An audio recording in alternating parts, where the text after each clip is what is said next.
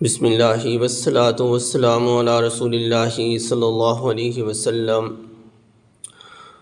قال النبی صلی اللہ علیہ وسلم: اللہم بارک لنا فی رجب و شعبان وبلغنا رمضان، او کما قال علیہ الصلاۃ والسلام۔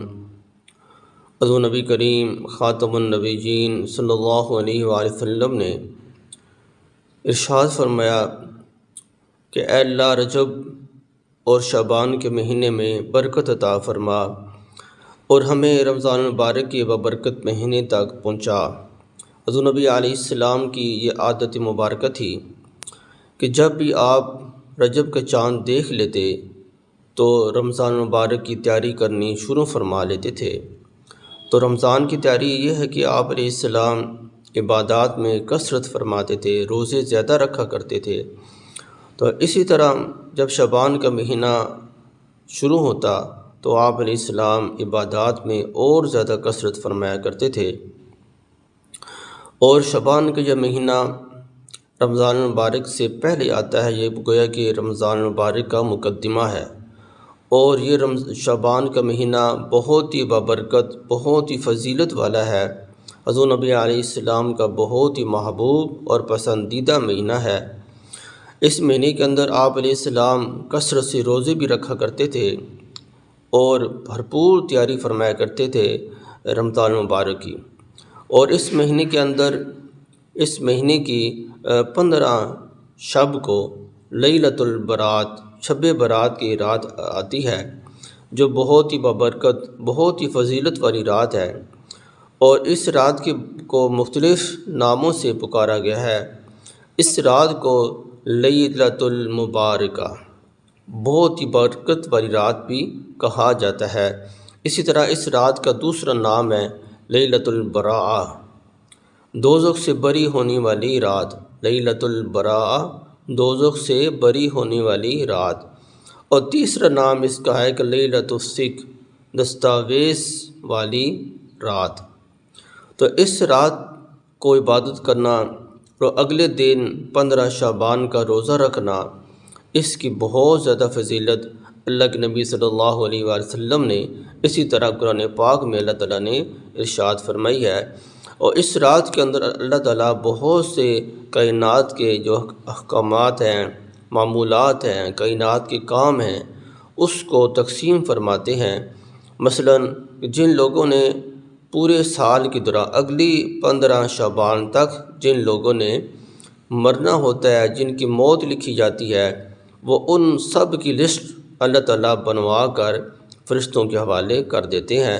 اسی طرح جتنے بچوں نے پیدا ہونا ہوتا ہے، اسی طرح جتنے کائنات کے اندر مختلف واقعات کا رونما ہونا ہوتا ہے، تو اسی طرح رزق کی تقسیم کے جتنے بھی معاملات ہیں، سب کچھ اللہ تعالیٰ ان کو تیار کرا کے ملائکہ کے حوالے کر دیتے ہیں۔ اس لیے اللہ کے نبی صلی اللہ علیہ وآلہ وسلم ارشاد فرماتے تھے کہ میرا دل کرتا ہے کہ جب میری موت کی لسٹ تیار ہو، میرا رزق تقسیم ہو، میرے احکامات، میرے تمام جو اعمال ہیں اللہ کے سامنے پیش ہوں، تو میں اس وقت روزے کی حالت میں ہوں۔ اس لیے آپ علیہ السلام اس مہینے کے اندر بکثرت روزے رکھا کرتے تھے۔ تو اسی کی فضیلت میں ام المؤمنین سیدہ عائشہ صدیقہ رضی اللہ تعالیٰ عنہ حضور نبی علیہ السلام سے روایت فرماتی ہیں کہ ایک رات میں نے رسول اللہ صلی اللہ علیہ وآلہ وسلم کو گھر میں نہ پایا، تو میں آپ صلی اللہ علیہ وآلہ وسلم کو تلاش کرتی ہوئی نکلی، تو میں نے آپ صلی اللہ علیہ وآلہ وسلم کو جنت البقیع میں پایا۔ تو آپ صلی اللہ علیہ وسلم نے فرمایا: اے عائشہ رضی اللہ تعالیٰ عنہا، کیا تم نے خیال کیا کہ اللہ اور اس کے رسول تم پر ظلم کریں گے؟ تمہارے پاس رہنے کی باری کے ہوتے ہوئے میں کسی اور بیوی کے پاس چلا جاؤں گا؟ تو میں نے عرض کیا کہ میں نے سمجھا کہ شاید آپ صلی اللہ علیہ وسلم کی کسی دوسری بیوی کے پاس شاید آپ چلے گئے ہوں، اس لیے میں اپنے گھر سے باہر نکل آئی پریشان ہو کر، فکر مند ہو کر۔ تو آپ صلی اللہ علیہ وسلم نے ارشاد فرمایا کہ نصف شعبان کی رات میں آسمان دنیا پر اللہ تعالیٰ نزول فرماتے ہیں۔ اور بنو کلب عرب کا ایک خاندان ہے جو زیادہ بکریوں کی وجہ سے مشہور تھا۔ محدثین نے اس قبیلے کے بارے میں لکھا ہے، یہ جو بنی کلب کی بکریوں کا قبیلہ ہے، جو بہت زیادہ بکریوں کو پالا کرتے تھے، کہ ان کی بکریوں کی تعداد 20,000 کے قریب تھی۔ یعنی کہ اتنے زیادہ بکریاں رکھنے کی وجہ سے، یا اس سے بھی زیادہ تعداد ہوگی، تو وہ بکریوں کے قبیلے کی وجہ سے مشہور ہوگا کہ یہ لوگ بہت زیادہ بکریوں کو پالا کرتے ہیں۔ تو آپ علیہ السلام نے اس قبیلے کی بکریوں کی کے ساتھ تشبیہ دیتی ہوئے ارشاد فرمایا کہ اللہ تعالیٰ اس رات کو بنی کلب کی بکریوں کے بالوں کے برابر گناہ گاروں کی مغفرت فرماتے ہیں، رواہ ترمذی۔ یعنی کہ اتنی یہ ببرکت رات ہے کہ اللہ تعالیٰ کتنے لوگوں کی بے شمار بکریوں، ایک بکری کے جسم پر بال کتنے ہیں، انسان اس کو گنتی بھی نہیں کر سکتا کہ ایک بکری کے جسم پر کتنے بال ہیں۔ اور 20,000 محدثین نے لکھا ہے کہ بنو کلب کی بکریوں کی تعداد تقریباً 20,000 یا اس سے کم و بیش ہوگی۔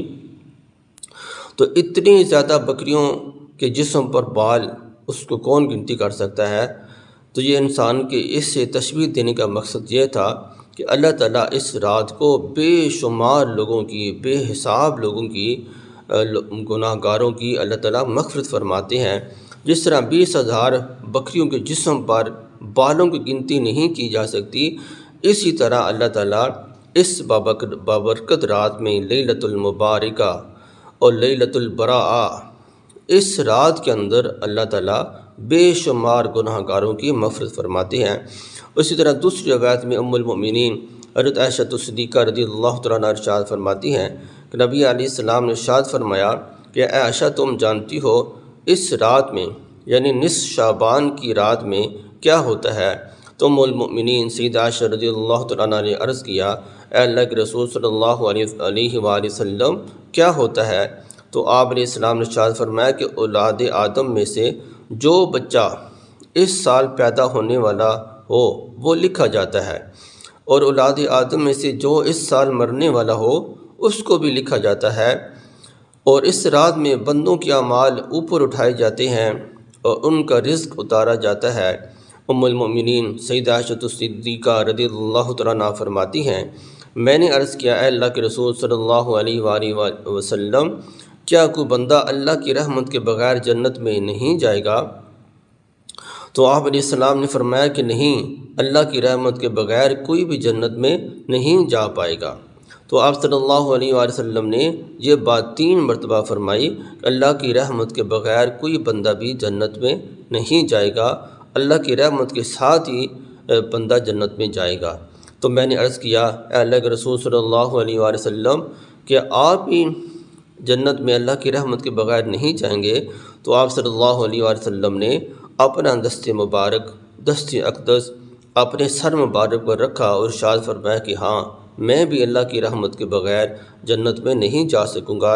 یعنی اللہ کی رحمت کے بغیر ہی کوئی بندہ جنت میں نہیں جا سکتا، اللہ کی رحمت کے ساتھ ہی جنت میں جانا ہوگا، مگر یہ کہ اللہ تعالیٰ اپنی رحمت سے مجھے ڈھانپ لے۔ تو آپ علیہ السلام نے یہ الفاظ بھی 3 مرتبہ ارشاد فرمائے کہ اللہ تعالیٰ مجھے اپنی رحمت سے، اپنی رحمت والی چادر سے، رحمت والے ہاتھوں سے مجھے ڈھانپ لے، تو پھر ہی اللہ تعالیٰ مجھے جنت میں داخل فرمائیں گے۔ یہ آپ علیہ السلام کا اللہ تعالیٰ سے خوف کا ایک عالم تھا۔ آپ صلی اللہ علیہ وسلم کے ہی لیے اللہ تعالیٰ نے پوری کائنات کو پیدا فرمایا، حضور نبی علیہ السلام کے لیے ہی جنت کو تیار کیا گیا، راستہ کیا گیا، لیکن آپ علیہ السلام کا اللہ سے خوف تھا، اس وجہ سے آپ نے یہ ارشاد فرمایا، اور ہم لوگوں کو سمجھانا تھا کہ اللہ کی رحمت کے بغیر کچھ بھی نہیں ہو سکتا۔ تو یہ حدیث مبارکہ جو ام المؤمنین سیدہ عائشہ صدیقہ رضی اللہ تعالیٰ عنہ نے روایت فرمائی ہے، اس کو مشکوٰۃ شریف میں درج کیا گیا ہے۔ اسی طرح حضرت علی رضی اللہ تعالیٰ عنہ سے بھی ایک روایت ہے کہ رسول اللہ صلی اللہ علیہ وآلہ وسلم نے ارشاد فرمایا، نصف شعبان کی رات کو عبادت کرو اور صبح کو روزہ رکھو۔ اللہ تعالیٰ غروب آفتاب ہی کے وقت آسمانی دنیا پر تشریف فرما ہو جاتے ہیں اور ارشاد فرماتے ہیں۔ یہ جو ارشاد ہے اللہ تعالیٰ کا، یہ جو اعلان ہے، یہ اللہ تعالیٰ کی جو 2 مخلوق ہے، انسان اور جن، ان کے علاوہ اللہ تعالیٰ کی اس مبارک آواز کو کائنات کی ہر مخلوق سنتی ہے۔ تو اللہ تعالیٰ کیا ارشاد فرماتے ہیں کہ ہے کوئی بخشش مانگنے والا کہ میں اس سے بخش دوں، ہے کوئی رزق مانگنے والا کہ میں اسے رزق دوں، اس کے رزق میں وسعت کروں، ہے کوئی مصیبت زدہ کہ میں اسے عافیت دوں، اس کی مصیبت کو دور کروں۔ یہ اعلان اللہ تعالیٰ بار بار فرماتے ہیں، ہے کوئی ایسا، ہے کوئی ایسا، ایسا کوئی ہے کہ جو مجھ سے مغفرت مانگے، بخشش مانگے، رزق میں وسعت مانگے، مال مانگے، یہاں تک کہ فجر طلوع ہو جاتی ہے۔ اس حدیث کو مشکوٰۃ شریف کے جلد نمبر 1 صفحہ 115 پر درج کیا گیا ہے۔